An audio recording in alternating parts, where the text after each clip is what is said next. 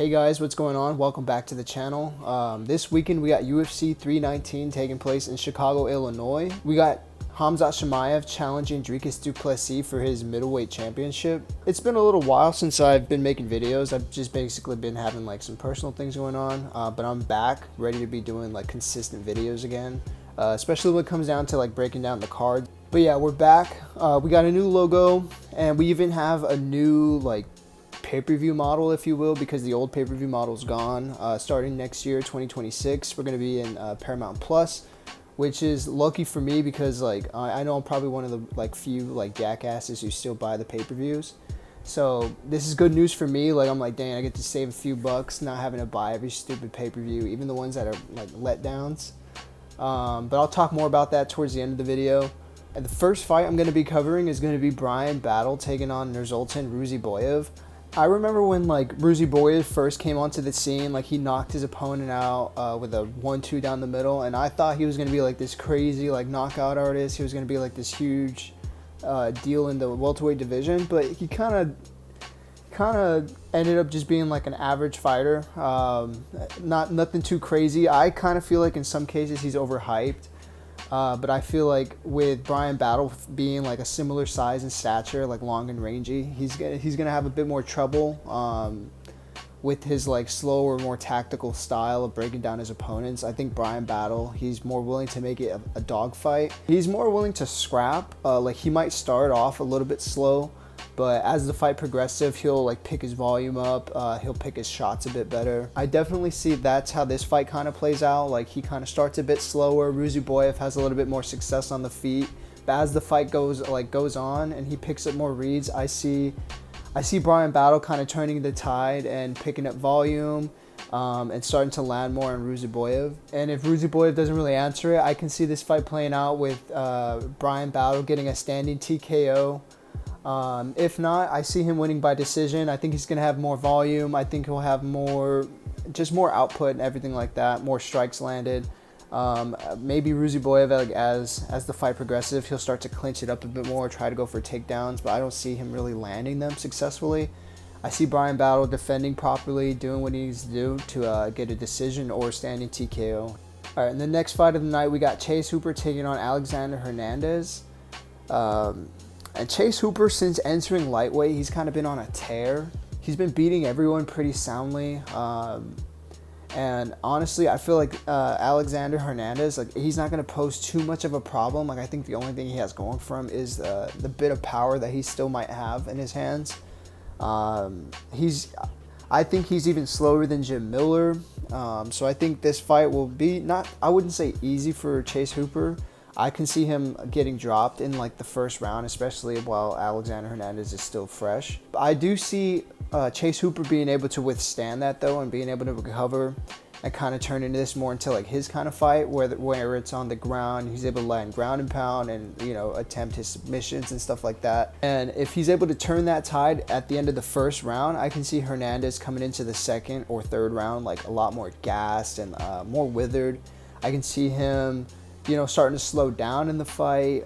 He doesn't have as much pop in his punches. And I think similarly to Jim Miller, I think, you know, he's going to be able to take Hernandez down like a lot easier. And I think he's going to have his way with him on the floor, where he's going to be able to hunt those submissions a lot better. And I think Hernandez, being as tired as he's going to be, I don't think he's going to be able to fend him off. And I see him either getting TKO'd on the floor with ground and pound, or submitted with rear naked choke, or like, who knows, even an armbar or something. But I do see Chase Hooper winning this one via submission, if not ground and pound TKO. The next fight I'm going to talk about is Bobby Green versus Diego Ferreira. And I'm sure I'm going to sound like a broken record when I say this, but Bobby Green has taken like way too much damage at this point in his career to be fighting someone like Diego, who has so much power in his hands. He's not the most powerful puncher, sure, but still with the amount of pop that he has, I still feel like it's dangerous for Bobby Green to be taking this fight, especially when like all he does is get put to sleep or knocked out in his fights. Like I don't remember the last time he's lost via decision. Like maybe a few years ago with like his speed and his chin and just his like elusive movement, he would have been a lot better in this kind of matchup. But at this point in his career, with as much as he's slowed down and as much damage he's taken, I don't see any way Bobby Green wins this fight. Diego's just going to basically piece him up, and I feel like it's going to eventually lead to a finish, whether it's like a TKO or he goes out cold. But I think after this fight, if he does lose, I do think he should retire, because it's about that time. But who knows what he'll do. Whether he feels like he can still go more or not is, I guess, up to him. But as a fan, I'd like to see him retire at this point in his career. Going to the main card of the first fight, we got Kai Asakura taking on Tim Elliott. This is Kai Asakura's second fight in the UFC after he just lost to Pantoja, which I think he did pretty well. Even though he got choked out, I still feel like he did well. For it being his first UFC fight coming from Ryzen. I think he's going to be the faster fighter. I think he's going to be the slightly stronger fighter. I think he's going to have better combinations. He's going to have better striking. Tim Elliott's like a decent grappler. He's a fan favorite that just loves to stand and bang. And anytime Tim Elliott fights, like, we can just guarantee there's going to be just a tremendous war put on. Everyone knows what to expect from a Tim Elliott fight, so this should be a barn burner. But as much as the fans just love Tim Elliott, and as much as the UFC need him as champion because he'll just sell like so many tickets, I do think this is an easy win for Kai Asakura, just because I do think he will be quicker, he'll be more elusive, he'll be able to defend the takedowns, and he'll be able to defend the clinch and everything like that, and I think he'll be able to land more strikes on Tim Elliott. And I think overall he's going to win this one by unanimous decision. And the next fight of the night, we got Michael Venom Page taking on Jared Cannonier. I see MVP having the speed advantage. I think he's going to have the slicker striking. I think he'll have more volume, especially early on. He's going to be a lot more bouncy. Cannonier, he's going to have like the strength advantage, the power advantage, even like a grappling advantage, believe it or not. Just because like I feel he has more experience in that realm. Not that Venom Page won't have any kind of grappling to his name, but I just think if it goes to the ground, Cannonier will have that advantage slightly. But I do think Venom Page will be able to get up and get it back to the feet, where he'll be able to continue working his game. I see MVP having like a lot more success, especially early on in the fight, like while he's fresh and still like real bouncy.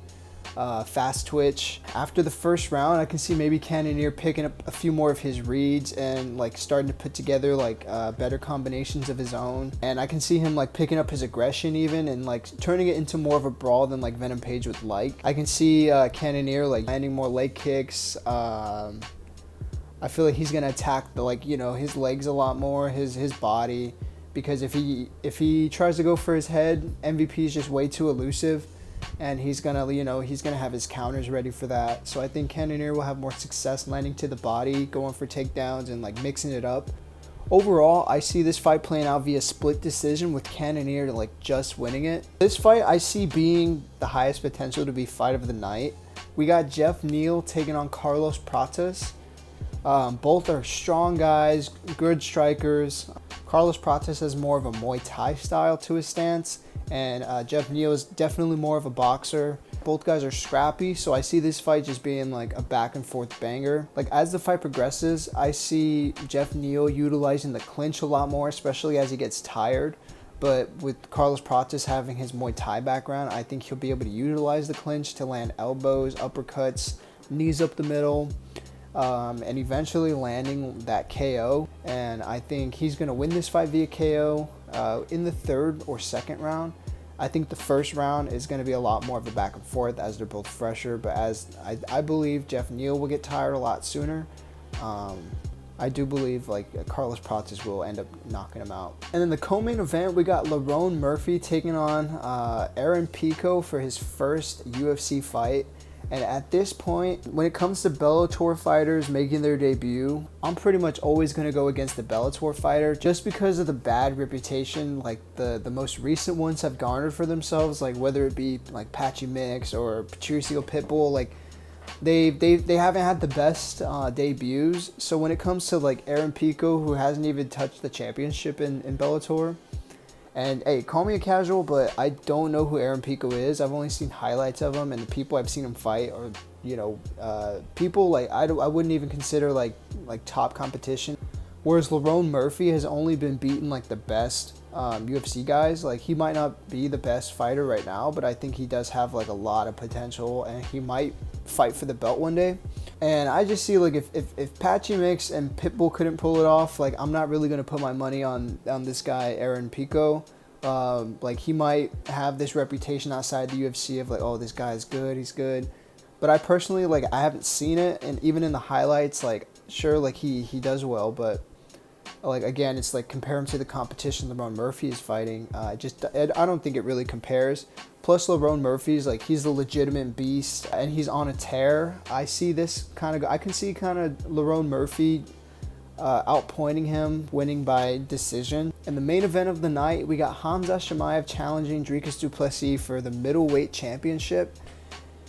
And in this fight, we got Dricus's infamous funky style that he's made famous from his gym, versus like Khamzat Chimaev, who's like, I'd say, the most aggressive starter, especially when it comes to like that takedown. He's like the most aggressive first round starter that like we've ever seen. And in the beginning of his career, Dricus kind of had critique for tiring out, but as we've seen, as he's evolved, he's kind of like addressed that problem, and he's been able to go 5 rounds time and time again and show that he's still able to hold up in the 5th round just as well. And you have someone like Khamzat who kind of will tend to tire out, especially if he's not able to get you out of there in the 1st round. He tends to gas out and show signs of fatigue, whether it be like against Gilbert Burns or Kamaru Usman. If he goes further than the 1st round, he'll tend to show a little bit more fatigue. And all he really has is I say the 1st and 2nd round are going to be his best bet to finish Dricus Du Plessis. If not, I think like as the fight goes on, Du Plessis will be able to defend more takedowns. He'll be able to like put together his own combinations, land his like weird loopy punches. And I can even see him like switching positions later on in the fight, like if not like earlier in the fight, like as it gets to the ground, I can see him scrambling out of like a weird position and ending up on top and landing his own ground and pound or attempting his own submission. I do think he has to survive those first 2 rounds, because those are going to be like Khamzat's most dangerous rounds. Like when he comes out like going 100 miles an hour, like he's the most dangerous fighter like in middleweight, welterweight. And if he is able to survive him, I do see Dricus having a lot of success with his own striking and even his own grappling at times. And like, I do believe Dricus is going to win this one like via split decision. I see him taking the last 3 rounds while Khamzat maybe wins the first 2. But either way, like whoever wins, like I'm not really too concerned about. Like I'm mostly excited with seeing like 2 of the best like middleweights of this generation fighting like in their primes. Just see who's the best. We got the like #1 contender versus the champion. I think that's probably more exciting than like, wondering who's going to win or lose, but just personally. But either way, I think Dricus is going to win this one. I think he's going to stay champ. I think he's going to defend his belt. But other than that, I just want to say shout out Dana White, shout out UFC for making the Paramount deal. Because like I said in the beginning, I'm still one of the fools who still buys the pay-per-view, just because I've had such bad experience with like streaming. Every time I stream, it freezes on me. I'm like way behind, or I just had bad experiences with this, so I'm like, I might as well just buy it. But starting next year, that won't be the case anymore. Supposedly, like all the big fights are going to be included with the Paramount subscription, so I'm looking forward to that. Even if it's just like a little bit more to get the UFC, like as part of some kind of bundle, like I'm sure it's not going to be as expensive as the pay-per-view is. It's like $80 a month, and bro, that's just too much money for me. And I'm like, nah, like I'd much rather it be part of like a subscription service or something, part of Paramount Plus. I think that makes the sport a little bit like more accessible to a wider audience. And I think overall, like it's a good move for the UFC, and I'm looking forward to seeing like where it takes them. That's gonna do it for this video, guys. I appreciate you guys for watching. Again, I plan on uploading a lot more consistently. If you like this video, feel free to like, share, comment, subscribe. And yeah, let me know who you guys got this weekend. If you disagree with my picks, please let me know why. Because I don't see how I could be wrong. On seriousness though, I appreciate you guys stopping by. See you guys next time.